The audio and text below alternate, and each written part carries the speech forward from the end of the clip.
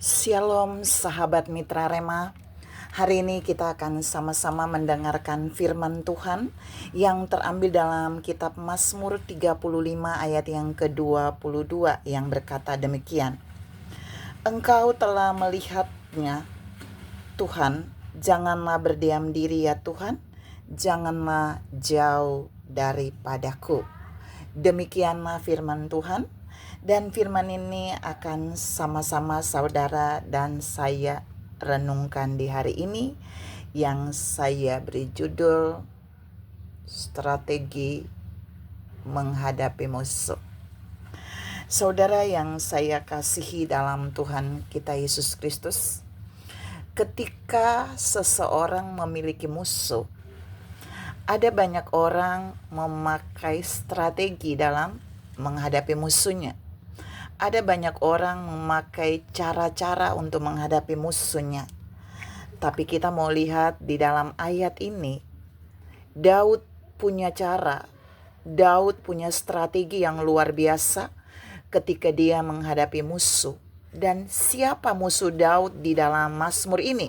Kalau saudara mau tahu, Mazmur ini ditulis Daud dengan latar belakang dia dikejar oleh Saul yang mau membunuhnya, Saul dan orang-orang Saul. Dan kita mau lihat ada strategi yang Daud buat di dalam Mazmur 35 ayat 22 yang tadi saya baca. Dan ada 3 strategi yang mau saya share yang Daud punya ketika dia menghadapi musuh yang mau mengancam, mau membunuh, dan mau melakukan perencanaan-perencanaan jahat terhadap Daud. Yang pertama saya bahas kalimat paling bawah. Daud bilang begini, janganlah jauh daripadaku. Jadi yang pertama, Daud mau supaya Tuhan tidak menjauh dari Daud.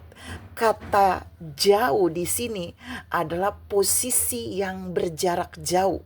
Jadi Tuhan sedang bilang di poin ini, Daud hanya mau ketika dia menghadapi musuh, Tuhan hadir di dekatnya. Tuhan hadir terdekat dengan Daud. Dan ini harus menjadi strategi saudara dan saya. Tidak peduli musuh itu adalah seorang pemimpin seperti Saul, yang berkuasa seperti Saul. Tapi Daud punya strategi yang luar biasa di poin yang pertama. Dia mau Tuhan punya jarak yang dekat dengan dia. Dia mau Tuhan hadir di dekatnya. Kehadiran Tuhan itu bagi Daud melebihi siapapun musuh yang dia hadapi, termasuk Raja Saul. Yang kedua, Daud bilang begini, engkau telah melihatnya Tuhan. Sebenarnya makna kalimat Daud ini, Daud sedang meyakini bahwa Tuhan benar-benar melihat persoalan yang dia hadapi dengan musuhnya. Dan melihat di sini bukan melihat biasa, tapi melihat dengan memperhatikan dan tahu jalan cerita bagaimana si musuh itu memusuhi Daud. Saudara percaya atau tidak, di poin 2 ini Daud sedang berkata buat Tuhan. Tuhan sungguh melihat dengan tepat bagaimana kejahatan musuh itu mau melakukan bagian-bagian yang jahat terhadap Daud. Karena Tuhan melihat dengan memperhatikan jeli detil kejahatan musuhnya bagi Daud. Jadi musuh boleh buat hoax di luar. Musuh boleh melakukan hal-hal yang bohong di luar. Tapi Daud bilang dia percaya Tuhan melihat dengan detil bagaimana musuh itu melakukan kejahatan bagi Daud. Dia percaya Saul melakukan kejahatan terhadap dia, Daud, dan Tuhan sangat memperhatikannya dengan detil. Yang ketiga dan yang terakhir, Daud bilang saat dia menghadapi musuh, dia bilang di ayat itu bahwa janganlah berdiam diri. Jadi di poin 3 ini Daud bilang gini ke Tuhan, kalau engkau sudah tahu masalahnya gimana, si musuh itu punya kejahatan. Yang kedua, Tuhan itu tetap dekat dengan Daud, dia hadir dekat Daud. Tapi yang ketiga, Daud bilang, janganlah Tuhan berdiam diri. Kalau dalam terjemahan asli itu Daud sedang bilang gini, mari berespon, mari ngomong Tuhan, gak usah diam diri. Mari melakukan sesuatu atas kejahatan musuh yang direncanakan, yang dilakukan bagi Daud. Dan ini yang Daud lakukan, 3 poin ini. Saudara yang saya kasihi dalam Tuhan Yesus Kristus, Daud benar-benar menyerahkan si musuh itu ke dalam tangan Tuhan. Saudara percaya enggak? Ada di titik tertentu Saul itu membawa massa. 50 orang pertama diutus untuk ke Daud. 50 orang kedua dan 50 orang ketiga, dan Tuhan menggagalkan.